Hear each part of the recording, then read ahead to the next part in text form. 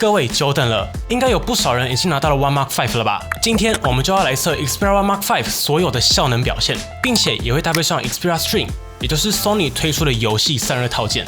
最酷的地方就是这组风扇的转速可以达到10200转。一起来看看 Sony 今年在效能表现上究竟如何。不过今年可谓 Android 旗舰手机的大反扑啊，每一家都卖得挺不错的。从年初换上 Qualcomm Snapdragon 8 Gen 2 for Galaxy， 这个名字真的有够长。反正就是换上 8 Gen 2 for Galaxy 的 S23 系列开始，只要用上8 Gen 2系列处理器的手机，无一例外评价都在水准之上，而且是到消费者端评价也很好的一代，可以说是近3年最值得换手机的一年。以 Sony Xperia One Mark 5来说，根据 Sony 公布的数据，这一代 One Mark 5的预购量直接就是上一代 One Mark 4的2倍。好啦，那我们就废话不多说，直接进入 Xperia One Mark 5在效能表现上的实测啦。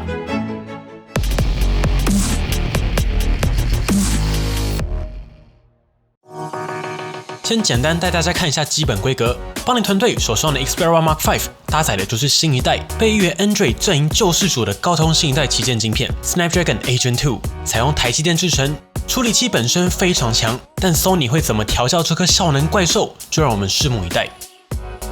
而在机体上 ，One Mark 5搭配上的是12GB 的 RAM 以及256GB 的储存空间。不过我知道大家最近最关心的就是 One Mark 5究竟采用的是哪一个版本的 UFS 储存空间，到底是 3.1 还是 4.0， 众说纷纭。就连我们与 Sony 官方确认到现在，官方都还没有下文。所以既然没有公布，没关系，那我们就透过实测的数据来对比循序读写速度就好。首先透过 Android Bench 实测 ，One Mark 5读写分别达到1950以及1844。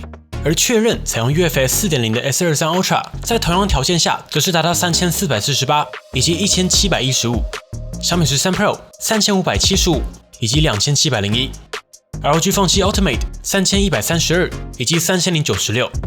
所以 One Mark 5这个成绩的确与目前确认采用 UFS 4.0 接近每秒3000 MB 的读取速度有一小段落差。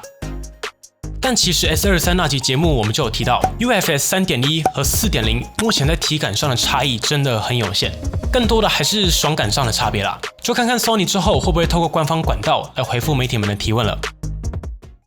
接着我们就先来测理论效能的部分 ，CPU 部分测 Geekbench 5，在单核部分 ，Sony 的释放不错，甚至略高于 ROG Phone 7 Ultimate 和小米13 Pro， 不过依旧低于超频版的 S23 Ultra。高于上一代的 One Mark 4 19.5%， 而在多核部分 ，Sony 的调教跟 S23 Ultra 一样是偏保守的阵营，大约就是在5000分上下。但 One Mark 5的表现依旧比上一代的 One Mark 4强了 42.7%， 翻了 1.42 倍，依旧非常可观啊。接着看 GPU， 大家都知道 8 Gen 2的 GPU 提升非常大，甚至全面超越常年王者苹果 A16， 高通今年真的拼了。在 Wildlife Stream 当中 ，One Mark 5拿下3683分，高于小米13 Pro 的2930分。小米13系列国际版的 GPU 调教真的保守，但是低于 ROG Phone 7 Ultimate 的3755分，以及 S23 Ultra 的超频版3843分。对比起上一代的 One Mark 4，依旧有51%的提升。对比起在前一代的 One Mark 3。也就是 Snapdragon 888的提升更是达到 142%， 也就是翻了 2.42 倍。所以测到目前为止，大概应该可以看得出来 ，Sony 今年的调教还是偏向保守，没有完全放开来跑，但整体表现也在水准之上，没有示弱。不过理论效能我们就快速带过，实战才是重点。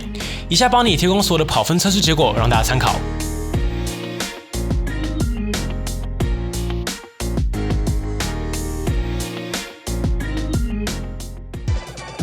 接着，我们就进入大家期待的实战测试。今年，同样为了降低环境温度对测试结果的影响，所有的测试都尽可能将室内温度控制在26度左右。这边要先说一下 ，Sony 这次在游戏加速器上一样提供了电池电量优先、平衡、效能优先以及自定4档选择。不挂风扇的项目，我们统一测释放最好的效能优先模式。而在挂上风扇之后 ，Sony 会在控制选单进一步解放出热度改善这个选项，打开后就会进一步解放温控。我们等一下测风扇的时候再详细来说。先来热个身，首先测 PUBGM， 使用的是效能优先模式。在 HDR 极限帧率30分钟左右的游玩下，平均帧数达到 59.8 帧，基本上稳稳跑满，没有压力。全程的机身也只有稳稳的，正面 38.7 度，背面36度。对 Agent 2来说真的是完全没有压力。重点来了，功耗，这一代的能耗表现真的不错，平均 3.57 瓦，低于上一代的 4.76 瓦。不过 3.57 瓦的表现与 Agent 2机型相比还是略微偏高，应该与 Sony 的 4K 21:9 萤幕解析度更高，并且没有 LTPO 的加持有所关系。但感觉索尼还可以再最佳化一下中低负载的能耗表现。PUBG 这边就不继续往下测了，没压力不好玩啊。所以我们这边就不浪费大家时间，直接进入效能测试软体原神。我们这次测的一样是原神目前 loading 最重的图之一，原神须弥，最高画质连续30分钟。首先测不挂风扇的效能优先模式，在最高画质连续玩30分钟后，平均帧数落在了 46.6 帧，这个表现弱于 S23 Ultra 的平均 51.7 帧。不过这个时候温度其实还很低啊，正面 40.7 度，背面 38.6 度。功耗表现的确就控制得很好啦，毕竟也没有认真在跑，平均只有 5.19 瓦，以原神来说非常低啊。对比一下上一代的 One Mark 4，大家就懂了。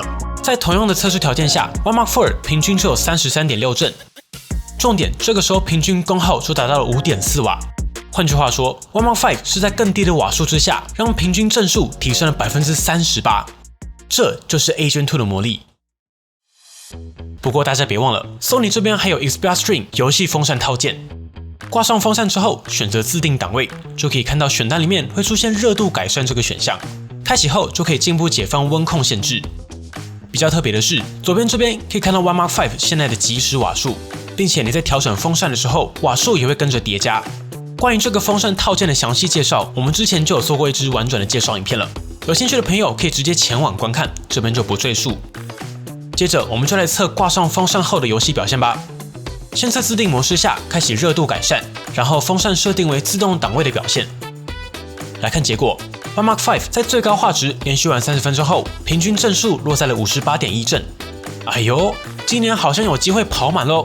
但还是可以看到 One Mark 5的抖动依旧是比较明显的，也有几个 Big Jank 存在。但有了风扇的加持，机身温度也控制得很好。正面降了 1.7 度，来到39度；背面降了 2.5 度，来到36.3度。可以看到 Sony 就是控制在40度上下。不过因为加上风扇嘛，这个时候平均功耗也来到了 8.49 瓦。对比去年的 One Mark 4，同样的设定，平均只有 53.2 帧，瓦数更是来到了 10.74 瓦。最后我们把风扇的转速全开，全程10200转。来看结果 ，One Mark 5在最高画质连续玩30分钟后，平均帧数落在了 59.3 帧，这个时候几乎全程跑满了，并且对比自动档位非常明显。风扇全开之下 ，One Mark 5的帧数稳了非常多啊，基本上没有大掉帧的状况了，并且在风扇的加持下，机身温度非常低，正面再降 2.7 度，来到 36.3 度，背面也再降了 3.4 度，来到比体温还低的 32.9 度。这个时候功耗也进一步来到平均 9.13 瓦，但因为有风扇嘛，所以还算合理。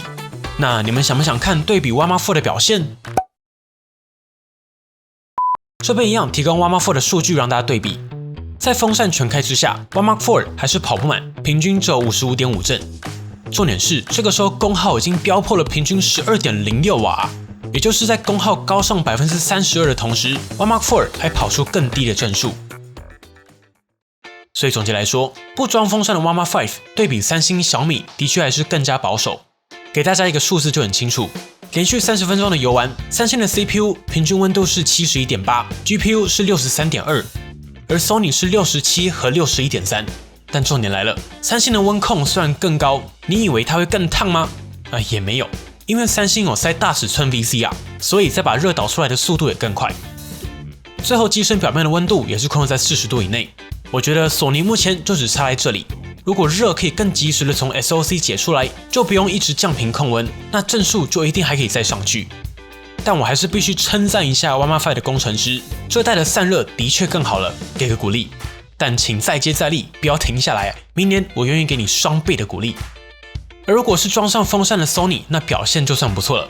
这一代的 Xperia Stream 的确可以驾驭 Agent 2，但必须说，虽然10200转可以达到完全压住，但这个时候噪音还是偏大。实测距离20公分，大约有56分贝的噪音。分成2个面向来说，一，如果真的想拿 Sony 来玩游戏，并且要完全释放效能，那 Xperia Stream 几乎可以说是唯一选择，因为需要挂上风扇才可以彻底解放温控。第二，但另一方面，我觉得 Sony 如果真的有心要经营游戏用户，除了软体上，还需要多多参考各家针对游戏玩家最佳化的功能。硬体上至少塞个 VC 吧，风扇也可以用上制冷晶片。要不然 Warma 4、Warma 5的状况都一样，不是风扇不给力，而是热从 SOC 导出来的效率不够快，想要散热也无法完全发挥。但总结来说，这的确可以达成 Xperia Stream 加 Warma 5长时间畅玩主流游戏的目标了。最后，我们来看 SunnyMark Wildlife Extreme 20轮的压力测试。先测不挂风扇之下，稳定度 56.3%， 稳定度的表现普通，但温度也是真的挺低的，正面只有 37.9 度。背面 36.1 度，根本没有认真跑。接着我们挂上风扇，并且把 SunnyMark 加进游戏加速器，风扇自动。这个时候稳定度就可以达到 97.7%， 完整释放效能。正反两面也都有效降温，正面 40.5 度，背面 36.4 度。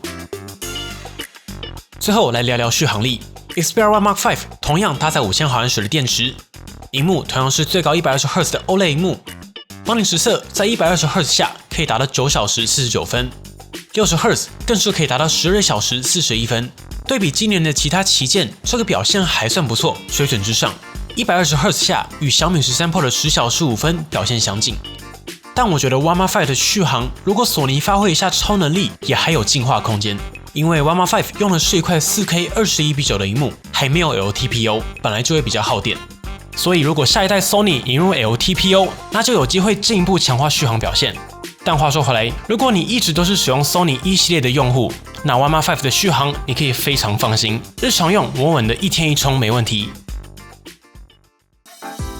在充电部分 ，Xperia One Mark 5同样支援最高30瓦的快充，帮你也直接实测原厂充电器，30分钟可以充满 48%，1小时 83%， 完整充满耗时1小时33分，速度中规中矩。